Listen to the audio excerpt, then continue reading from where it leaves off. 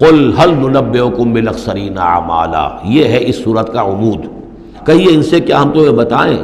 اپنے عمل، اپنی محنت، اپنی جد و جہد، بھاگ دوڑ، اپنی سعی جو ہے اس کے اعتبار سے سب سے زیادہ گھاٹے میں کون ہے؟ محنت تو ہر ایک کر رہا ہے، جیسے کہ حضور نے فرمایا کل نفس یغدو فبائع نفسہ،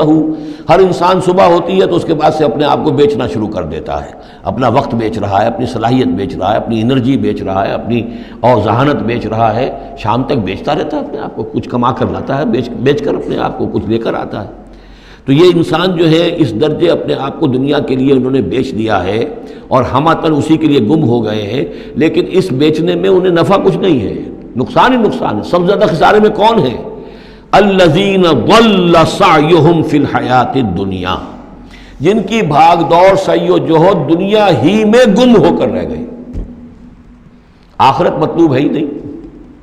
وہ تو ایک ضمیمہ سا لگا ہوا، مسلمان ہے، سنا ہے والدین سے روزہ رکھنا اچھا کام ہے، روزہ فرض ہے، روزہ رکھ لیا ہے، مطلوب کیا ہے آپ کا؟ اصل بات تو یہ ہے جو ضربہ سلام میں نے کل نوٹ کرایا تھا سورہ بنی اسرائیل میں، من کان یرید العاجلۃ عجلنا له فیہا ما نشاء لمن نرید ثم جعلنا له جہنم یصلاها مذموما مدحورا ومن اراد الاخرۃ وسعى لها سعیها وهو مؤمن فاولئک کان سعیہم مشکورا۔ طالب دنیا ہو یا طالب آخرت ہو، طے یہ کرو، طالب دنیا طالب آخرت کے لیے بھی اللہ تعالیٰ کلن نمد ہؤلاء وہؤلاء من عطاء ربک، دنیا میں اسے ہمیں رکھنا ہے، کھانے پینے کا بندوبست کرے گا، یرزق من حیث لا یحتسب، یہاں سے دے گا جہاں سے تمہیں گمان تک نہیں ہوگا، لیکن تم پہلے طے کرو تم طالب دنیا ہو یا طالب آخرت ہو۔ اور سب سے زیادہ گھاٹے میں وہ ہے من قل هل ننبئکم بالاخسرین اعمالا الذین ضل سعیہم فی الحیات الدنیا وہم یحسبون انہم یحسنون صنعا، اور وہ سمجھ رہے ہیں کہ اب تو بڑے کامیاب ہیں، میری ایک فیکٹری تھی اب میرے 3 مل لگ چکے ہیں، میں نے فلاں یہ تھا میں نے اب اتنی جائیداد بنا لی ہے، میرے اتنے ایسٹس تھے اور سال بسال گنتی کر کے ہم تو کامیاب ہو رہے ہیں۔ وہ سمجھتے ہیں کہ ہم کامیاب ہیں، ہماری محنتیں برابر ہو رہی ہیں، ہماری یہ دن رات کی کوشش جو ہے وہ نتیجہ خیز ہو رہی ہے۔ اولئک الذین کفروا بآیات ربہم، یہ وہ لوگ ہیں جنہوں نے اپنے رب کی آیات کا انکار کیا، چاہے کہتے ہو کہ ہم اللہ کو مانتے ہیں، قرآن کو مانتے ہیں، لیکن حقیقتاً اگر طالب دنیا ہے تو گویا کہ وہ اللہ کی آیات کا انکار کر رہا ہے۔ اللہ تو کہتا ہے اصل زندگی وہ ہے، وَإِنَّ دَارَ الْآخِرَةَ لَهِيَ الْحَيَوَانُ، تم اصل زندگی اس کو سمجھے بیٹھے ہو، تو تم نے کہا اللہ کی بات کی تصدیق کی، تم نے تو اللہ کی بات کو جھٹلایا ہے۔ اولئک الذین کفروا بآیات ربہم ولقائہ فحبطت اعمالہم، یہ جو جھوٹی پھوٹی کوئی نیکیاں کرتے ہو اپنے دل کی تسلی کے لیے، جھوٹے تسلی دینے کے لیے، کوئی مسلی کھلا دیے، کوئی غریبوں کا کام ہو گیا، کوئی کسی کے لیے یہ نیکیاں ہمارے ہاں قطعاً ان کی کوئی حیثیت نہیں، ان کے سارے اعمال اس قسم کی نیکیاں حبط ہو جائیں گی۔ فلا نقیم لہم یوم القیامت وزنا، تو اس دن ہم ان کے لیے قیامت کے دن جو ہے کوئی ان کا وزن قرار نہیں دیں گے، یا ان کے اعمال کو تولیں گے ہی نہیں۔ اعمال تو ان کے تلیں گے جن میں ایمان ہو، جن میں ایمان ہی نہیں ان کا اعمال کیا تلنا ہے۔ فلا نقیم لہم یوم القیامت وزنا ذالک جزاؤہم جہنم، یہ وہ لوگ ہیں کہ جن کا بدلہ جہنم ہے، بما کفروا، بسبب اس کے کہ انہوں نے کفر کیا، واتخذوا آیاتی ورسلی ہزوا، اور انہوں نے میری آیات اور میرے رسولوں کو ٹھٹھا سمجھ لیا۔ رسول آ کر یہ کہہ رہے ہیں کہ اصل زندگی وہ ہے، یہ سمجھتے نہیں یہ ہے،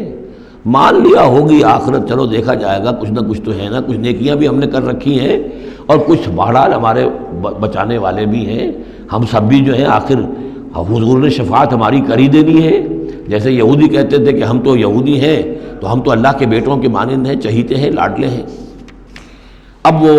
آخری حصہ ان الذین آمنوا، جب ان کفار کی کیفیت یہ ہے، اور کفار سے مراد یہاں پر وہ منکر نہیں ہے، وہ کفار ہیں جو حقیقت کے اعتبار سے طالب دنیا بن گیا، چاہے اس نے لیبل اسلام کا لگا رکھا ہو، مسلمانوں کا وہ بہت بڑا لیڈر ہو، قائد ہو، کچھ بھی ہو، جو طالب دنیا ہے فی الواقع وہ ہے در حقیقت کی جو اصل کافر ہے، جس کو کہ ایک بزرگ کا قول جو ہے بہت عرصے بعد آج مجھے یاد آیا ہے کہ جو دم غافل سو دم کافر۔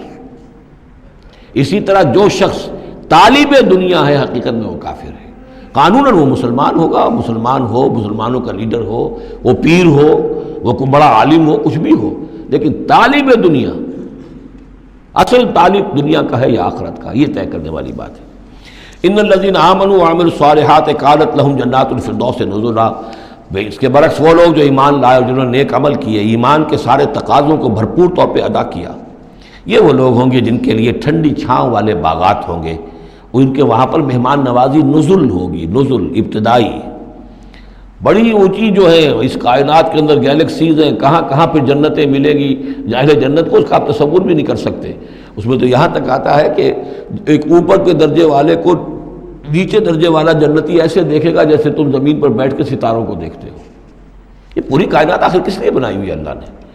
کتنے اور سیارے ہیں اور کتنی اور جگہیں ہوں گی، کہاں کہاں اللہ تعالیٰ جو ہے جنتیں دے گا، لیکن پہلی نزول جو ہے یہی ہونا ہے، اسی زمین پر، قصہ زمین برسر زمین۔